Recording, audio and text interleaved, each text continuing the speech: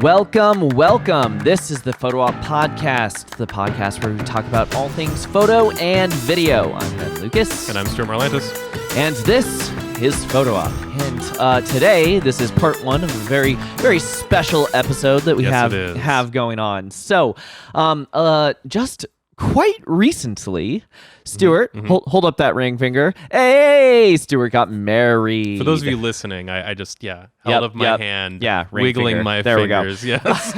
I always forget that. People listen to this Setting show. the visual stage. Yeah. There we go. But yes, you recently got married, did. I had the great honor and privilege of being your wedding photographer. Mm-hmm. So, Funny how that worked out. I know. Weird, Who'd have right? thought? Weird. So we are going to do a little bit of kind of a two-part episode. So part one is going to be how to choose a wedding photographer. And then come back next week for part two, where he's going to rate me as how well I did as a wedding photographer. No pressure. No. Ooh, yikes. I think I did all right. Rate your podcast co-host. I think I did all right. Yes. This is when I rage quit Spoilers. the podcast. No, so that is kind of how we're formulating this. But I do want to say up front before we lose you, if you are a photographer, you're not getting married anytime soon. You might be thinking like, these episodes are dumb. Why am I listening to this? But what we're going to be doing is we're going to be digging into kind of not only how he chose a photographer and what he was thinking about it, but as a wedding photographer, if you haven't gone through that process yourself, you might not know what the couple is thinking or kind of how to talk to them. And one thing, I've been doing this for over 10 years, and one thing that I've noticed is that couples will very rarely actually tell you the real problem. They will give you an excuse, and that excuse you have to dig 2 or 3 layers deeper to figure out what the actual objection is on why they're not hiring you. So we're going to do a little bit of a deep dive into this and kind of talk about how you can get more wedding couples if you shoot weddings, but also how to choose a photographer if you're getting married. So if you're not a photographer, you can listen to it for that. But if you are a photographer, don't tune out just yet. Listening to what real clients think, I think, could be useful. I am a real client in this case. He is a real client in this case. So that's what we're talking about today. All right. So I wanted to start by just kind of asking you like your process of, obviously this process was a lot shorter than most because you were kind of like, yeah, you're great. I'm going to hire you. But I want you to kind of walk me through what are the kinds of things you were looking for or considerations you had, like style, budget, or anything else you can think of, kind of like that even looking for photographers of like, what is it that you wanted out of your photography? Definitely.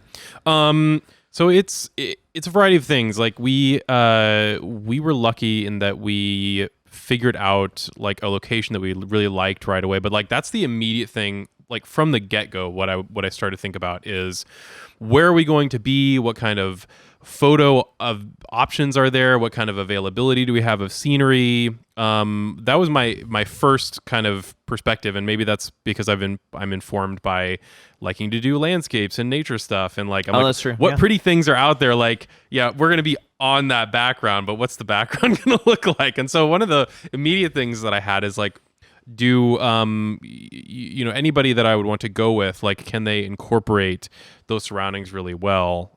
Can they work with the light really nicely to make everything shine? Can they do they have an eye where they can look at what's out there and say, oh, this is a great opportunity, that's a great opportunity? So that's something that I was thinking about right away. We happened to have a location where we had lots of options. We had a really nice park. It was waterfront. We had a balcony that kind of was over the water. We got right up against the water with driftwood and stuff. So we had lots of options, which was really cool. And I wanted to incorporate all of those things. If I may interject, not to terribly burst your bubble, but from a photographer's perspective, it was okay. So let me kind of paint a picture for you guys. So he said it was a really nice park. It was an open park, but you were also getting married at noonish in a heat wave. It was very hot. It was very hot. The sun was directly overhead, and the trees were sparsed out enough. There was one lone tree, and it was a big tree, but because it's a big tree, It's not like I can get you in front of trees. It's you in front of a brown trunk. And then because it was an open park and it wasn't exclusively reserved, there are people in the background. There are chain link fences. There are signs saying, please do not trample this flower bed type stuff. So from a photographer's perspective, even a nice park is fraught with obstacles that need to be overcome.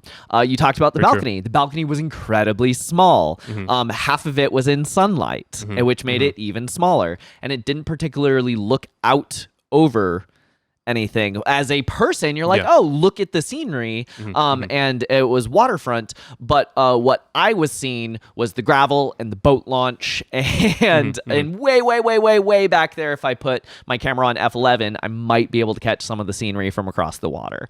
So I also want to throw into perspective that there is no perfect, there are perfect locations, like go to Iceland or Spain or something. You can throw your camera in any direction and everything's gorgeous. But no, there were definitely some challenges. I'm just gonna say that up front, but that's something to keep in mind. So like often when you're picking a wedding location, you're picking for the people there, like you're picking for a nice space to be in and less a photographic space. Now, I wanted something that had a lot of different options, ideally, that fit in our budget and was convenient and all that. I did have a lot of variety. That's true. But yeah, your clients potentially for a wedding are not necessarily going to keep that in mind, and so never got to work with what you got. In this case, it was seemingly middle of the road. I would say it was definitely nicer than the backyard wedding or the getting ready in the hotel bathroom behind the wedding venue. There is some of those venues where the getting ready space, photographically speaking, is heinously atrocious, and I would say it's definitely a step up from that.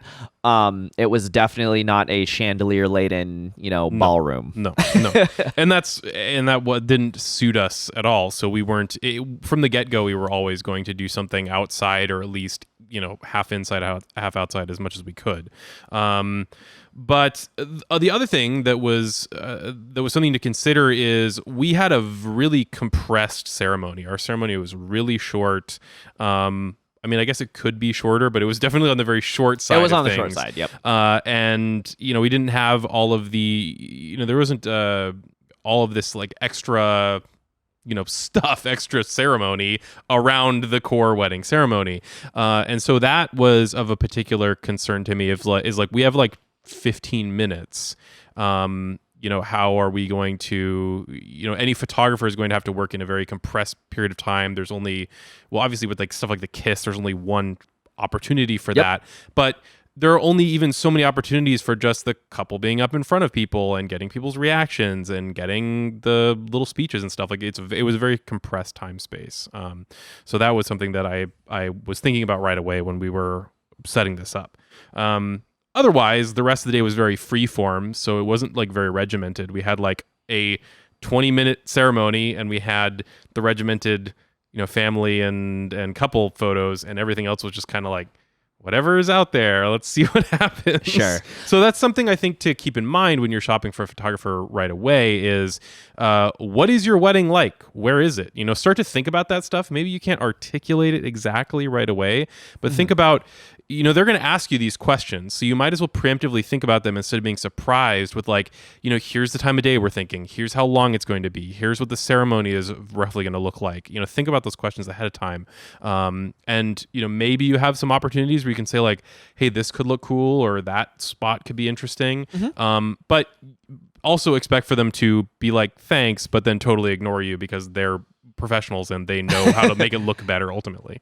Yeah. My rule of thumb is if the couple has a request, no matter how stupid I think it is in the back of my head, I always say, yep, we'll definitely do that. And I'll take a shot there. Yeah. And if it's worth if it's any good, I will continue shooting it. Otherwise, I will take the shot and move on. For instance, I shot my sister's engagement session many moons ago. And they went to the Fremont Bridge where there's a troll underneath the bridge. And they're like, can we get a photo like picking the troll's nose? I'm like, yep, We can. And I'm just sitting here thinking, this is so stupid and the photo's not going to look good. But yeah, sure. We'll shoot it once and then move on. Yeah. Yeah, I mean, that's part of the client is always right of like, you know, if they're going to buy a print of something that I think stupid, I still made money. Yeah. It doesn't ultimately hurt anything, but doesn't hurt anyone. You're likely going to find that those photos were not as good as you expect. But that's how I would go into like the style of the wedding. I was like, consider all of those options. Think about exactly how the day is set up and the space is set up, because you're going to be talking to the photographer later, and you'll want to know those things right away. I have one more question for you before we actually get into like comparing different photographers. Oh, no, yeah, and I have more to talk about. Oh, you have more? Sure. Okay, excellent. One thing that I want to make sure that we hit is budget. Yes. Yep, exactly. So that's that was down another thing, but budget for sure.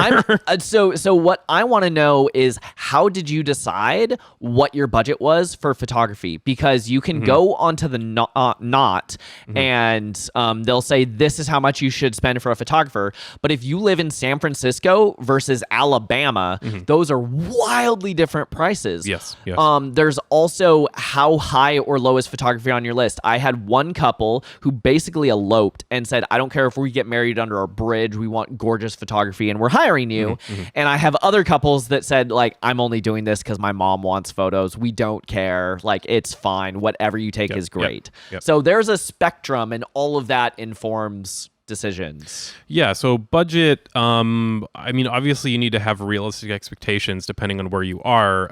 We're in a relatively high cost of living area, so like immediately the floor of pricing for anything is pretty high in Western Washington State. So you've got to keep that in mind right away. The other thing is just, you know, like Google searching, basically, you know, what is out there, what's kind of the general price that people have. I mean, I know that like the Knot and stuff, like they have all of those, you know, here's what you should pay. I didn't really think about any of that stuff because to me it was like, well, you know, what's right is right, you know, within reasonable limits. But to me, I kind of have an advantage in that I sort of know what the reasonable limits are right away. And we were lucky in that we got the venue very inexpensively due to me volunteering and helping people and stuff. But anyway, I schemed myself into a cheap venue. Our food was actually relatively inexpensive. And so a significant amount of the cost of the wedding could be photography. So that's how I was looking at it, is everything else was reasonable. So maybe the photography could be on the slightly higher end side of things. Gotcha. But, you know, it depends on your budget. If you like spend $1 million on food, maybe you don't have that money left over.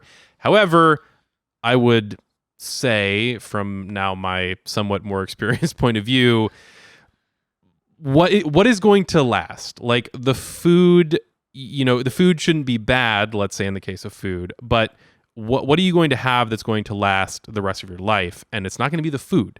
It's not going to be the cake, even though you might like try to, you know, seal a piece of it away to open in 10 years and give yourself food poisoning. No. It's one year tops. Yeah. I still think that's weird, though. It's going to be the photos. That is what's going to last, other than, you know, hopefully the marriage and your jewelry. That's going to be the thing that lasts. And you should invest in things that have that kind of return. All of your, you know, I feel like the years will eventually become unkind to your memory, and although it's very fresh for me, more and more things I'm probably going to start to forget or be like, oh yeah, they, you know, these people were there, or yeah, that did happen. And the photos can reinforce and remind and help you reminisce about that stuff. So they might as well be good. I already can't remember my best man's speech, but I remember he was funny. I mean, and that's, you know, to some degree that's what matters. But yeah, so to me, the budget was photography should be prioritized.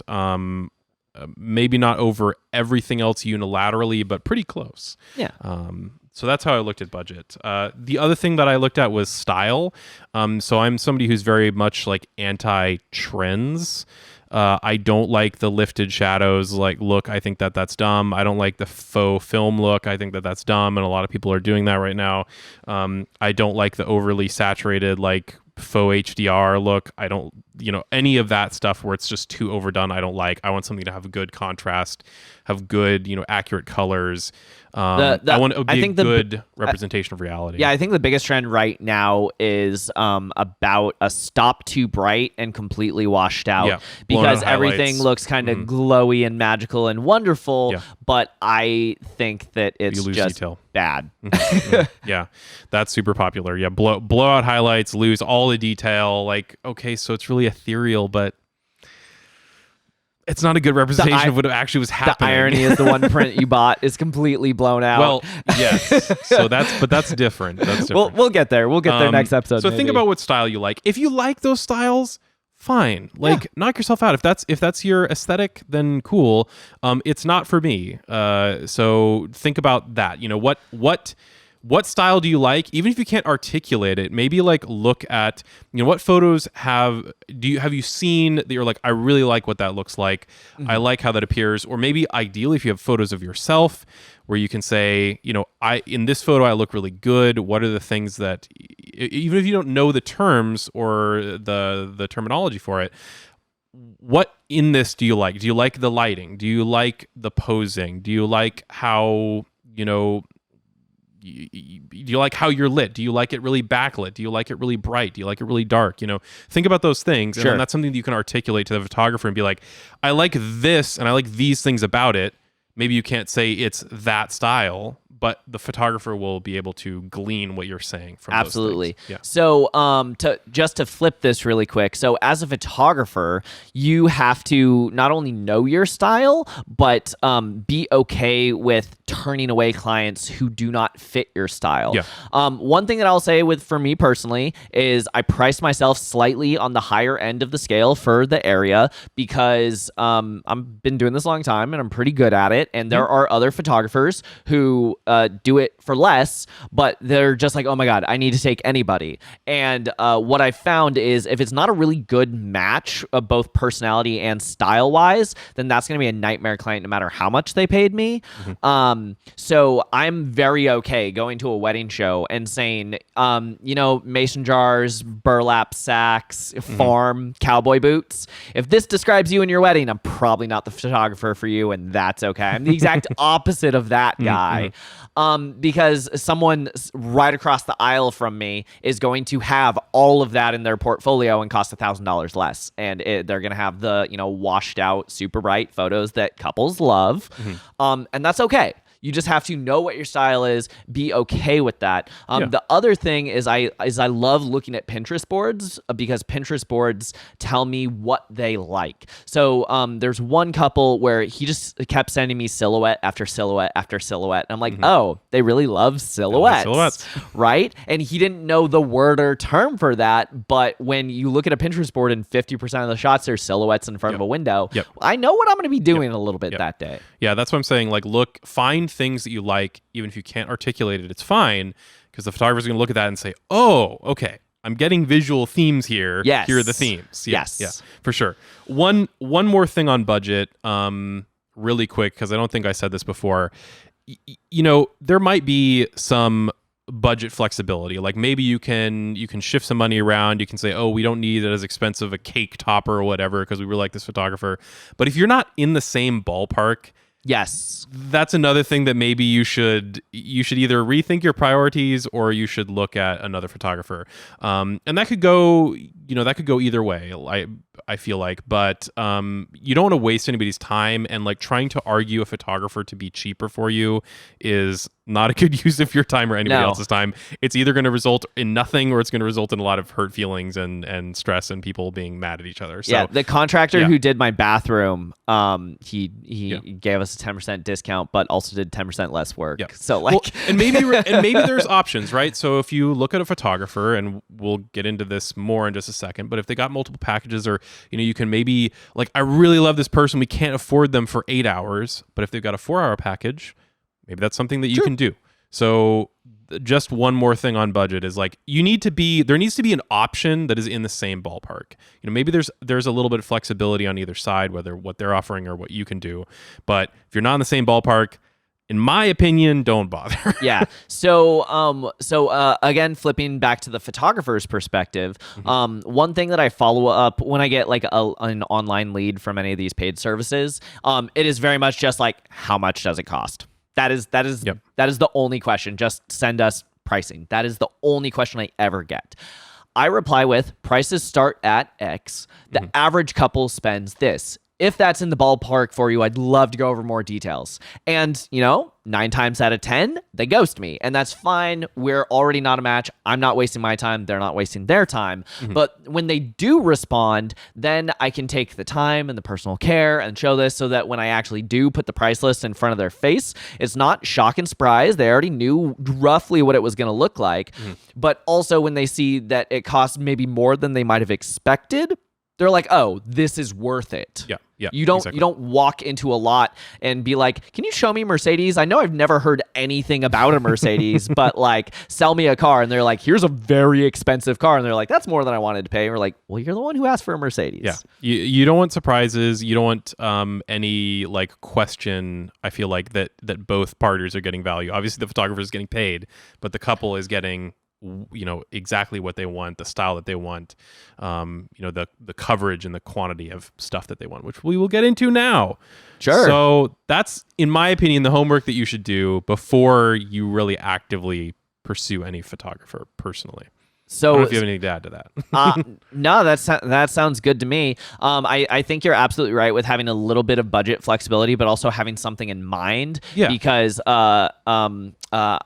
one family member said, okay, my budget for photography is $3,000, and then the photographer they found was $8,000, and they're like, well, maybe I can hire them for less hours or something. I'm like, no, this is not the ballpark for you. Yeah, for sure. I think they did end up hiring them for less hours and spending 6. And I'm like, but that's not how you do that. Not so much. So how do you find an actual photographer? In my situation, I just like looked across the table with my co-host, and there was a photographer there that I knew I liked. Behind me, there's a bunch of pretty wedding photos. So ideally, host a photography podcast and then choose the person that you're hosting it with. But in the real world, I feel like I had to like think about this because I did some of this, but I didn't do it as completely as somebody would in the real world. And I think my opinion is to start local, like ideally as local as across the table, as you already stated. But look at who's around you in your area, or maybe if if you're traveling somewhere, you might look at the area that you're traveling to for the wedding. Unless you want to hire me, I fly anywhere. Pay me money and send me to your wedding. Yeah, I will say that the caveat to that is if you find somebody that you really love, like that much, then it's probably worth flying them out. One thing that I will say is a majority of my destination weddings, they're either people that I already knew who live somewhere else, or they're people who live here and for whatever reason, maybe all their family is in Texas, but the couple lives here, so they're doing all their wedding shopping and planning here. And then when they are walking by the table and go, no, we're not looking for a photographer, we're getting married in Texas, and I go, yeah, fly me to Texas, and they're like, oh, actually, this is reasonable. Yeah, sure. So there can be that. There can be a little of that, and that I will say that's how I get pretty much all my destinations. Of it's a couple who's here that for whatever reason they're going to Boston or St. Louis or Austin, and they just like surprise, we found a photographer here. We didn't think we would. But you have to have that rapport to be able to get that. So yeah, absolutely shop local. One thing that I will twist on that. Is there are people like me who are self-employed or maybe run a small studio, and then there are studios that are like the brand name, quote unquote, studios. I don't want to throw any of them under the bus, but you know who I'm talking about. And those studios are like, okay, you hire us, we'll send a random person out and your wedding will be covered competently. And most of the time it is covered competently, but you have no guarantee on who's going to be there. Are they going to be this weird slovenly teenager who doesn't know how to hold a camera? Are they, there was actually one photographer that I exchanged of like, hey, I'll do family portraits for you. You do family portraits for me. I need photos, right? All the ones I did for them turned out great. All the ones they did of me turned out just a little bit blurry. Oh. And I was like, but but how did that happen? So like there is this like I do want to know the person I'm getting. I want to vibe check the person. I want to know the person, and you can't do that if you hire a big studio. So rather than trying to like locale, if you do know somebody, that's great. But I would definitely look independent people rather than big studios. So to me, this is it, and it depends on your priorities with photography, but do you just want the service of somebody come and take competent pictures, or do you want the artist? Like, are you hiring a service? You're hiring an artist. In my opinion, you should hire an artist because they have an actual vision and they're invested in that vision. And if you align with that vision, you're going to get an end result that is better than, any other those uninvested service photographer. Those companies hide all their fees on the back end, so they're not actually cheaper. Yeah, probably not. So do you want the service of the artist? I feel like who wouldn't want the artist unless you just really don't care? But that's a little sad. self-serving of me to say, but that's how I feel about it. Yeah, but I would agree. So yeah, try to support local as much as you can. Finding that can be difficult. I mean, it could be, you could just start with simple Google searches, wedding photographer in Seattle. But the problem with that is you're going to get studios that can pay for higher Google rankings. You're going to get people that have... I do not rank on Google. Yeah, that have more advertising spend. That's you could start there, but you really ask just your need friends to do who your already homework. got married. Yep. Who did they use? Did they Network like them? with people you know. Yeah. Who did they use? Who did they like? Do they know anybody? Just use your contacts in your network as much as possible, and maybe do a little bit of Googling, but just know that that's likely going to bring people that have money to pay to get to the top, and not necessarily the best quality. True. Yeah. If you want to dodge the email thing, I know this is a very overwhelming prospect, but wedding shows. Mm-hmm. Yeah. When you go to a wedding show, you can quickly weed out who's skeezy just by vibe checking them. And then all the people that you do talk to and collect information from are actual prospects. Mm-hmm. Mm-hmm. Yeah, we didn't go to an expo because of this, but if this wasn't already an option, that would certainly be something that I would be interested in doing. Like how great of an opportunity to go to one location and be able to see a bunch of different work and vibe check a bunch of different photographers in one shot, and potentially, be able to pick one right away, or at least have a short list where you're like, I really liked, these 2 or 3 people out of those, mm-hmm. a couple dozen that we saw. So that is well worth it. I feel like you're going to be working with a photographer a lot. You should probably talk to them and get an idea of like, are you compatible to work with, basically. Yeah. So one thing that I definitely tell every couple, I kind of say it as a joke sometimes, because by the time I get to this point in the conversation, we're already clicking and they laugh it off. Mm-hmm. But like, if you find me weird and annoying, you should probably walk out and not hire me, because think about it. Your DJ is there for like 3 hours. Your caterer, you will never see or talk to. It's all about the food. But your photographer is there in the morning when you're getting coffee and you're getting, ready, you're getting your shoes and your dress on, and then you're, going through makeup and getting first looks done. And then you have an hour or 2 of creative portraits. They're in your face at the ceremony. They're in your face at the reception. And then at the end of the night, they're going to be running through that tunnel in front of you, getting those photos. Mm-hmm. So it's like the photographer is the one that you might even spend more time with than the person you're marrying. So make sure that that clicks and vibes for you. Yeah. So regardless of the way that you find somebody, you're going to want to talk to them. You're going to want to figure out if you're compatible, and then go from there. I would say around the same time, whether it's a short list, whether you have somebody that you're relatively convinced, like this could be during the, an expo, this could be pre or post, look at their portfolio.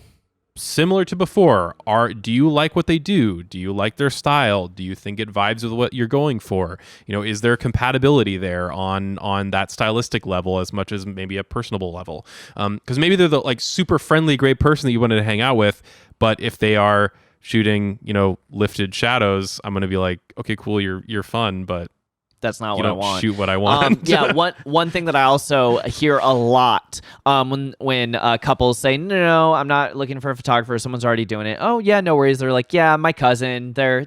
I said, well, is your cousin good? Do you like their work? Because no, if they're not good, it's not a deal. Yep. Even if they're doing it for free, like pick photos that you actually want. I'll flip this back around to the photographer side. So all of the stuff that you've said, if you're a photographer, roll that back. Think about it. He said he wants to see portfolios. Do you have portfolios of all these different pieces readily available? He says he wants to see, your vibe and your personality. Do you have anything that shows your vibe and personality? Yes, I have a whole YouTube channel that people can very quickly see, but I also have an About Me section that kind of succinctly sums up both kind of how nerdy I am and how kind of take charge I am. Of like, I do say like, I'm not a wallflower. I am going to make you look your absolute best that those other photographers won't do. So make sure that you kind of position yourself. So run back through this episode, kind of listen to all the things Stuart just said. And as a photographer, are you doing these things? Are these clients getting these things when they're looking for you? Just before we keep going, just like remember, just don't gloss over this. These are things couples are looking for. I'd say the last major thing while you're narrowing this down is look at the packages that they offer. I looked beyond just Ben, just kind of out of curiosity, not having done this before. I looked at a few other photographers and saw like, okay, so what's out there, what's common?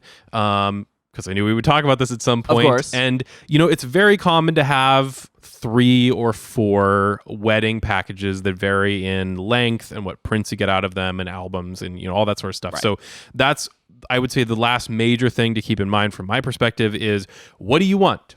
Do you want big wall prints? Do you want an album? Do you not care about an album? You want something entirely different? Like, what are they offering in their packages, and does that get you what you need? Will they do 12 hours of coverage? Will they do 2 hours of coverage? It depends on your budget, what your expectations are, what you're able to do, and then obviously what fits in your budget. But keep that in mind. What do you want out on the other side beyond just, here's a bunch of digital files? As great as that is, do you want something more than that? The answer is yes. You always want more than digital files, because I guarantee you will never get around to printing them. But what form does that take in? Maybe you don't care about an album, but you want big, beautiful prints to hang all over your house. Like, okay, cool. Yeah. Do they have that? Do they have printing services? Can they work with that? Do they, on one side offer enough hours to cover that, on the other side offer a physical thing on the other for you to enjoy? And maybe you don't care about that, and you don't just want the fanciest, coolest, huge album that's going to dent your table when you set it down in front of somebody. Like, I have a few of those. Yeah, that's cool too. I've got a question for you. When you were doing your research, did you see a lot of photographers that cost a lot less than me, but then once you started adding up all of the things, you're like, oh, this is not cheap? Yep. Very low base rate.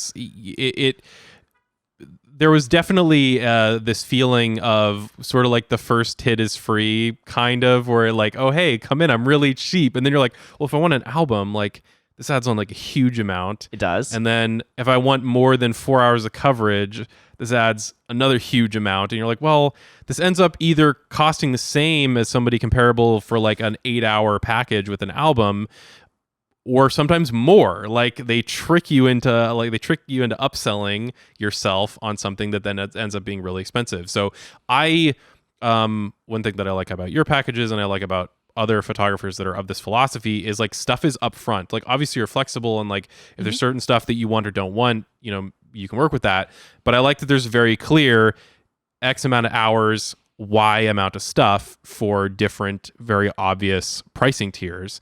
And then it's very clear, like, exactly what you're getting. You're not tricked into anything. Exactly, like, all right, my budget is in the ballpark of this tier, and this is what we're getting. Does that mesh?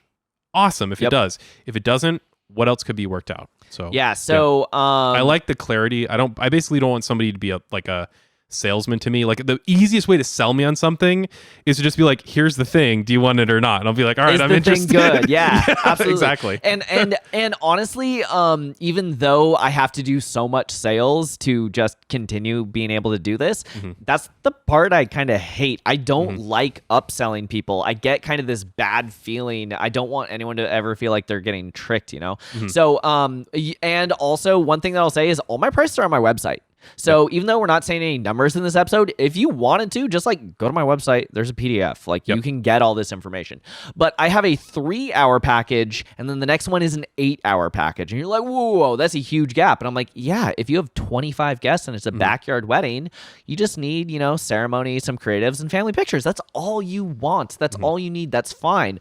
But otherwise, I just jump to full day.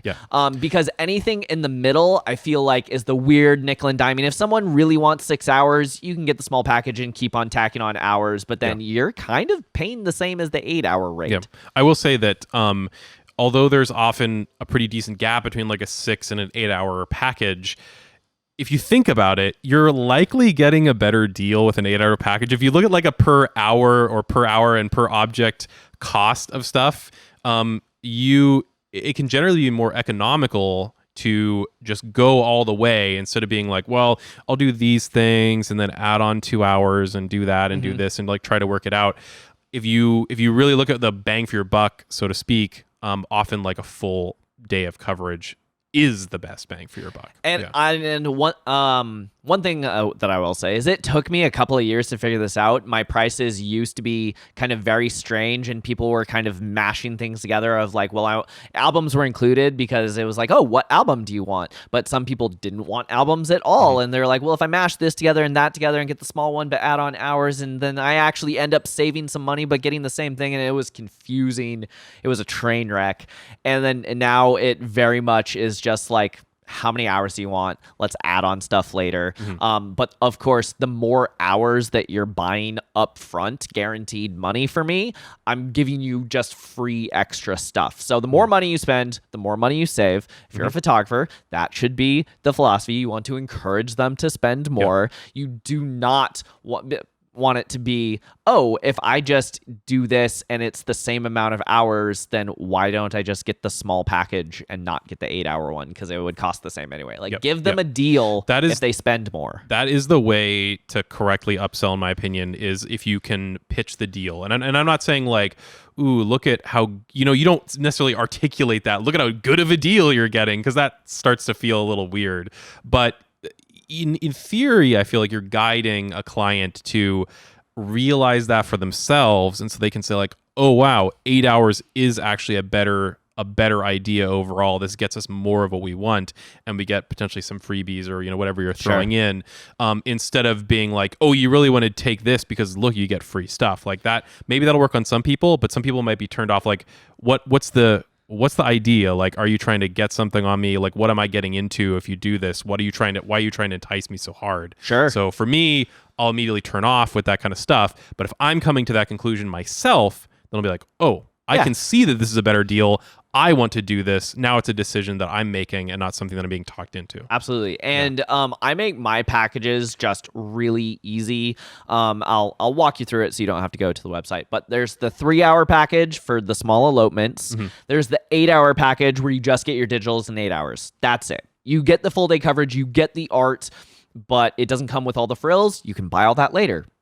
But then I tell people, if you want all day coverage, true all day coverage, are you Catholic, religious? If you're doing some kind of ethnic ceremony, like a tea ceremony in the morning, that's going to add on extra hours that wouldn't be part of a normal Western wedding. All of these things add extra time. So it's just, do you need 8 hours or 10 hours? And some people are like, yeah, I need that 10 hours. Boom, you're into the next package. Also, the 10-hour one comes with some extra free stuff. The other thing too is like for the couple who's like, oh yeah, we're traveling. Oh, my 10-hour one, it includes my travel fees. There's no extra for the travel fees. And they're like, oh, well, duh, of course I'll hire that one. So I just kind of make it really clear cut. And whether it's the amount of hours you need or the free thing that gets included with the package, ever since I kind of restructured my packages this way, I've never had anyone confused about which one they want. Just sometimes they'll go, we don't know if we need 8 or 10, and they'll come back to me and tell me later. Like, cool. that's That's about it. Just make it as easy as humanly possible for people to say yes. Yep. That's all I got. If you like the style, you like the price, you like what you're getting, say yes. There you go. All right, so I think we've pretty much covered everything on kind of like your thoughts and how you kind of approach finding a wedding photographer. And I know that I sit right across from the table from you, but to expose a private conversation that we had, you did tell me, like, Ben, I love your work. I just don't know if we can afford it. Yes, that's true. Which that's a real consideration. And I take absolutely no offense to any of my friends who either don't like my style and want something different or say I love your work but can't afford it. So you did some research, you did some looking, you looked at other stuff, and then we also talked about like, okay, what is your budget? What can you afford? How many hours do you want? So even though I sit right across the table from you and some of you out there are like, well, duh, this is stupid. Like, no. I had to work for it. For sure. All right, so that was this episode. We are going to follow this up next week with part 2, where I'm going to ask me personally, how'd I do? No pressure. Stay tuned for that next time. See you next time. If you have questions or ideas for future episodes, you can email us at hello@photo-op.show. Watch us on Ben's YouTube channel at Non-Creative. As in om nom nom. Share this with a friend, and you can listen to Photo Op anywhere podcasts are sold. Or download it. 'Cause it's free.